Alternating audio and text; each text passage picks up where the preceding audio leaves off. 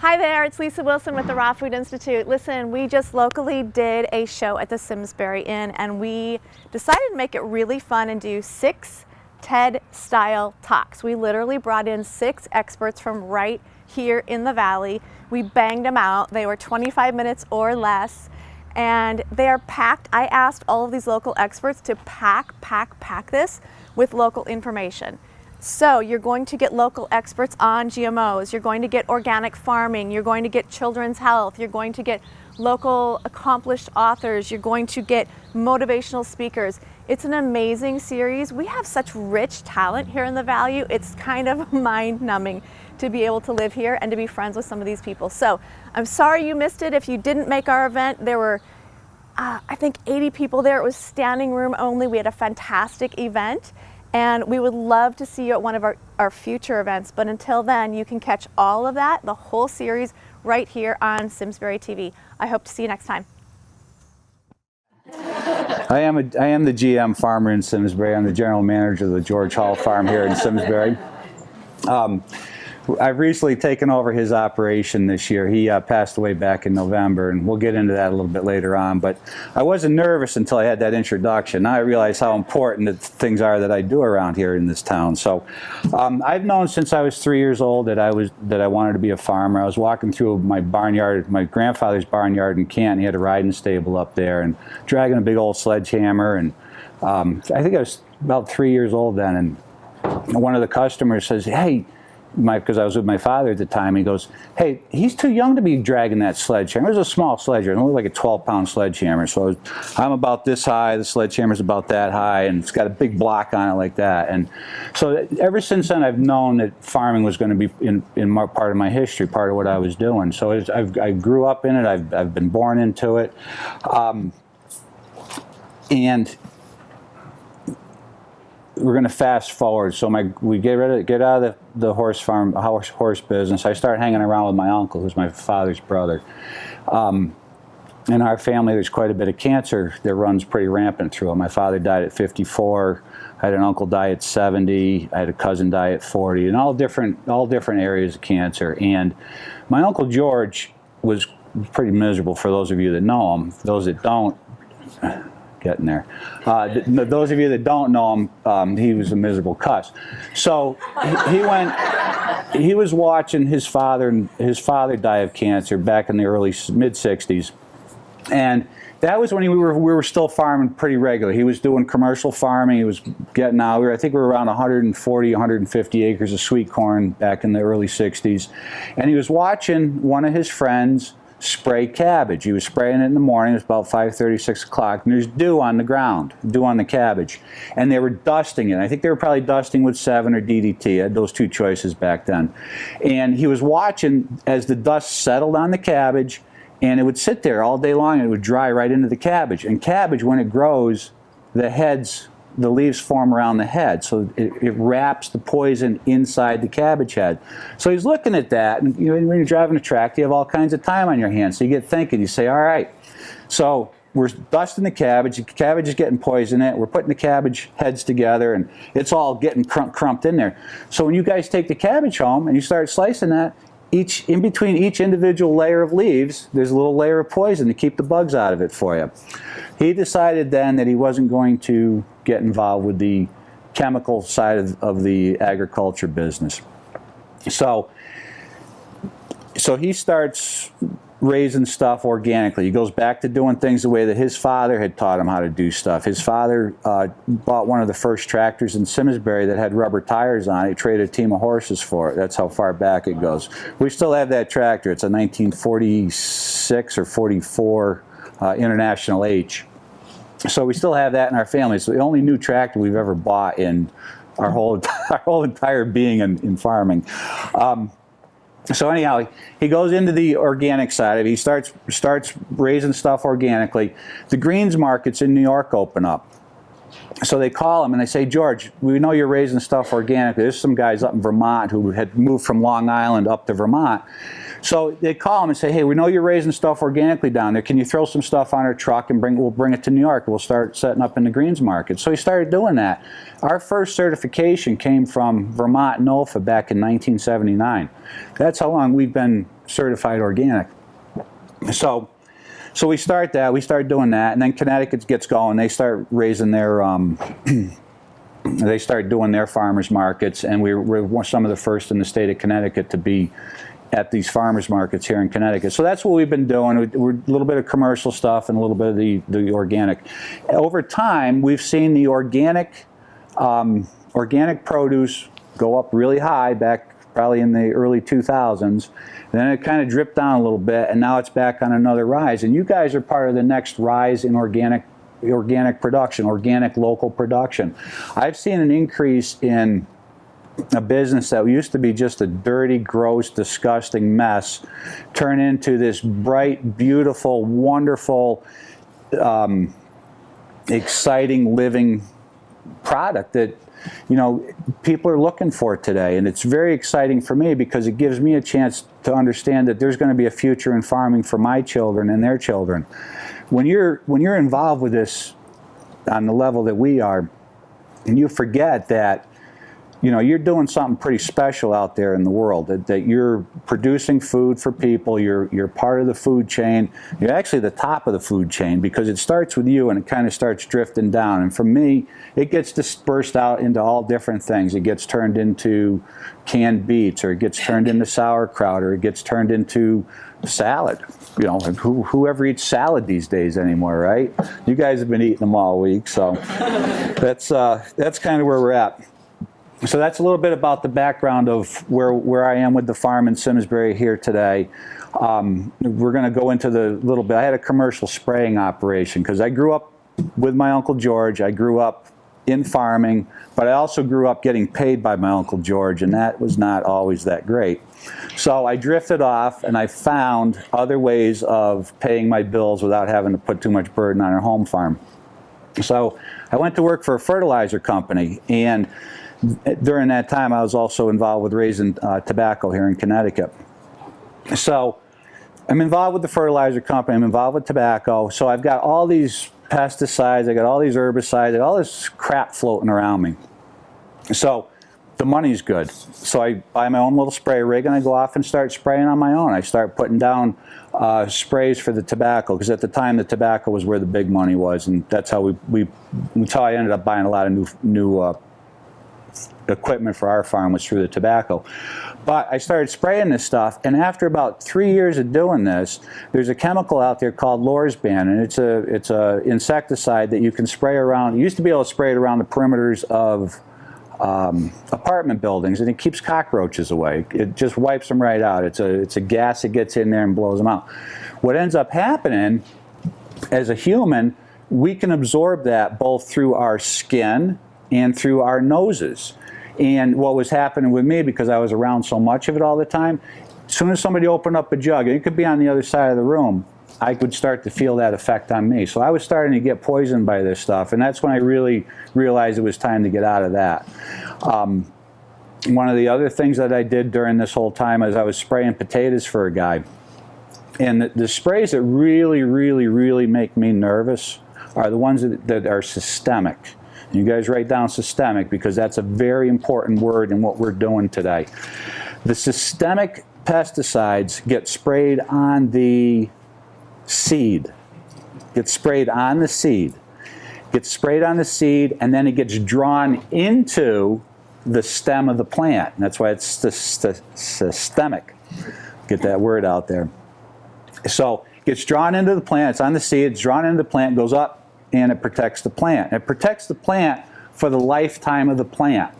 And the reason that this really got shot home to me was I was spraying potatoes, and we'd laid all the potatoes out. I went over them with the spray, and of course, being a spraying guy, I was pretty close on my stuff, but I missed 2 rows. Not that big of a deal, because it was right in the middle of the field. I said, all right, that won't be so bad. So we cover them up. They're growing all season. Sometime in mid-August, the potato beetle shows up. And potato beetles absolutely love potatoes. That's what they're for. The only thing they like any better than that is eggplant. So the potato beetles don't bother any of the stuff that actually had the systemic pesticide on it. They go to the 2 rows in the center of the field And when I say center of the field, it was bigger than this room right here, and it was right in the very center of it. And those are the only 2 rows of the potato vines that they ate. Cleaned the leaves right off of it. And I looked at that and I said, oh my God, this is terrible. Because to me, with that pesticide being in the plant and all the other ones around it never even got damaged. There was no damage, there was nothing on them. And for them to be able to find those 2 rows in the center of that field and just wipe those out, that just tells you that, when you're dealing with systemic pesticides, you got to be very careful. So, you guys that are out there, when you're at the farmers markets, ask your growers. You may not always be able to get an organic grower at a farmers market. Say, do you use stuff that's systemic on your product? And if they do, stay away from them, because you don't know. I don't know what that's doing to us, and I can only assume that it can't be very good. So. All right, enough of that little tangent. We're going to take a commercial break. I'm going to run out. Oh, I forgot about this thing. This is modern technology for me. I don't do too much with this stuff. So here we are. These are our pom-pom ducks. These are the, if you come up and look a little later on, they have little palms on their head. They're full grown now. I did have some pictures of them. They love when the Raw Food Institute's in town, because we get to come down and grab the scraps from you guys when you're done all your juicing and all that other cool stuff. And they get to have some fresh vegetables too. This right here is a picture of my uncle. Maybe. There he is. All right, this was at his 86th birthday party. And during the 86th birthday party, we had the Simsbury Land Trust came out. I think we had some reporters and stuff out there. What had happened, he had sold his building rights to his farm to the town of Simsbury's Land Trust. So that was a little birthday party celebration that they had out there for him. That was kind of neat. All right, let's see. The crew. So during the summertime, I have interns, college kids, kids that don't want to work during the summertime. Their parents say, you got to go find a job, so come out and hang out at the farm. That's where the good jobs are. So this is my gang of kids from a couple years ago. And you can see they're pretty enthusiastic and excited about that. I think I was standing off to the side saying, yeah, another 15 minutes and not doing anything. So you can see we're on the ground, we're touching. We got one girl sitting down, we got a couple others that are kneeling. We've got all kinds of stuff going on. So that's us right out there in the middle of the ground. That's what it does. How the heck? What? Wait a second. There we go. All right, so being organic promotes maintaining the health in a world of unhealthy choices. You feel better about the quality of food you're eating. That was easy. And my daughter put this on our Facebook page this summer. We were having some problems with tomatoes at the time, and she said, I got to throw that up there. So that was kind of cool. All right, so we're into the chemistry of food. I'm not going to go too far into this, but when you think about an apple, you think about what's in there. Well, let's go with carrots. What are some ingredients that are in carrots? Just plain carrots, like a carrot you pulled up out of the ground. Okay, I heard beta carotene, vitamin C. Is there vitamin C in there? Vitamin A. So this is what the GMO group is doing to us here. They're starting to put vicious Vang-like teeth on our vegetables. My 16-year-old daughter threw that in there. She thought that was kind of funny. So I think, if I'm right, the next slide's going to have some stuff on there that I'm going to have a tough time with. Yes, it does. All right, so that's some of the stuff that's in our food. Usually there's an engineer or a scientist in the classroom that can tell us what all that stuff means. I have no idea what any of it means. It's nothing that I would recognize. I'm sure my body wouldn't recognize it. And then underneath there it says, do you really want to be feeding such toxic chemicals to yourself and your families? You want your foods to be made in lab. And one of the things that I found very interesting, because I spent a little time down here at the Institute too, is that they are now producing meat on a shelf. They're growing meat on a shelf to pacify the, I don't know what they're doing it for. They're doing it for some reason. I guess so they don't have to have it. It's inhumane. It's a humane way of killing stuff, I guess. Wait, actual animals? No, they're just taking a blob of something, like I want to say tofu. I'm not going to say that though. It's just like a drop, like put a gumdrop on a table, and then they add some stuff to it, boop, boop, boop, boop, boop, and then it grows into this nice sirloin steak. I don't know how it does it. They say they're doing it though. That's the science in most of us. All right, so 2 years ago, this was Father's Day. That's a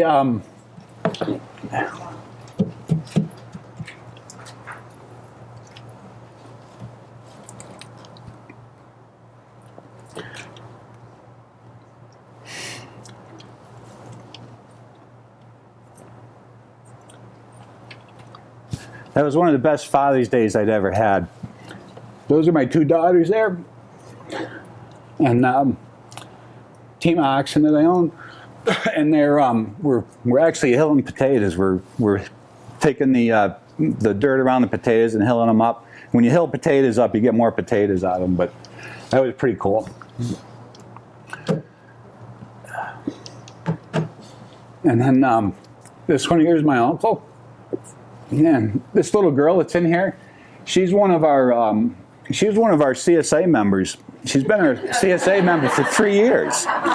She was born in our CSA. Her mother started coming to it, and during the term of her pregnancy, she was at our CSA, and then little Claire showed up, and she's part of it. So you got the old guy and the young girl, and that's how that goes. So some of the stuff that we're involved with on a regular basis, farmers markets, fresh produce. If you guys can get the farmers markets and support your local farmers, that's really the ultimate in knowing where your food's coming from, knowing who your farmer is, talking to them. Don't talk to them at the busiest part of the day when they're setting up or cleaning up, because that's aggravating as hell. And these are our little lunchbox peppers, and those things there, they're very small, they're very sweet, they're excellent with some goat cheese kicked into them and some other things. Right there is, how many of you know what that is? Just show of hands. All right, we got some educated folks in the room here. That right there is Romanesco cauliflower. It's an Italian cauliflower. If you can find it at your local farmer's market, it is, once you've had it, you'll never go back to the white stuff. It's an heirloom variety, and it is one of the most flavorful cauliflowers. It changes the way people look at cauliflower. Makes a great centerpiece on a table, too. That right there is it looks like it's a tray of heirloom tomatoes. If you guys are eating heirloom tomatoes, you know that there's a flavor difference and an acidic difference that is just out of this world. They're hard to ship. You can only find them at a farmer's market. The Florida growers have figured out how to ship them. They put them in those little styrofoam nets, and how long I can go. I watched somebody stand up here one time 10 minutes after their time was up. Not naming any names yet, though. All right, so when you're at the farmer's markets, tomatoes have feelings too. Don't squeeze them. And I think that's the end of my slide presentation. That's it. I'm done.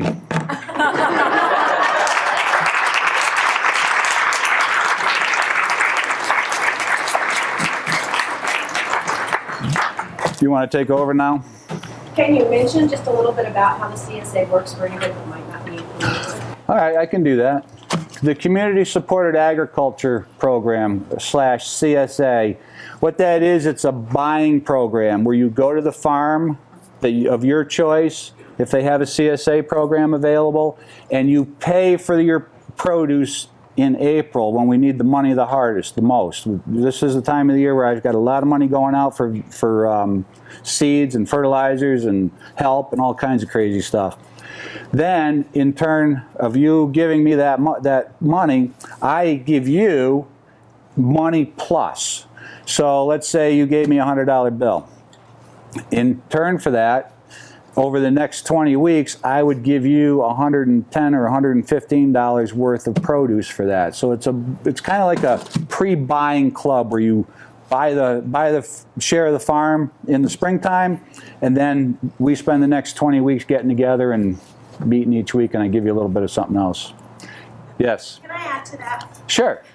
Because there are so many CSAs out there where you go and you pay your money and you go to pick up your produce, and sometimes it's even in a factory and like there's almost no human connection. Or you go and there's a pickup place near your home, but at your farm, and because my kids were some of the ones who were babies, I'm not even sure they knew we came home with produce because they were picking flowers or they were holding the bunnies, or they were walking into the back to see what was back there. I mean, it was like going to It was like going to La La Land. They talked to George, and George would actually talk back to them. You know, it's community. They're seeing how things grow. They get it. They get in the field. We all do.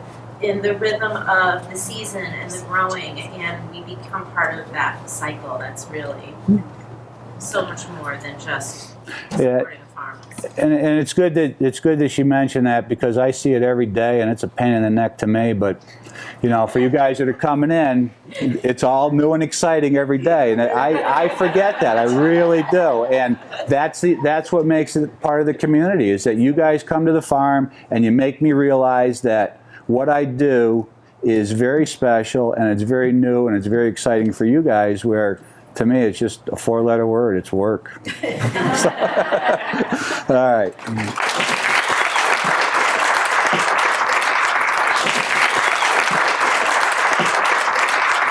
Funding for Simsbury Community Television is provided in part by contributions from viewers like you.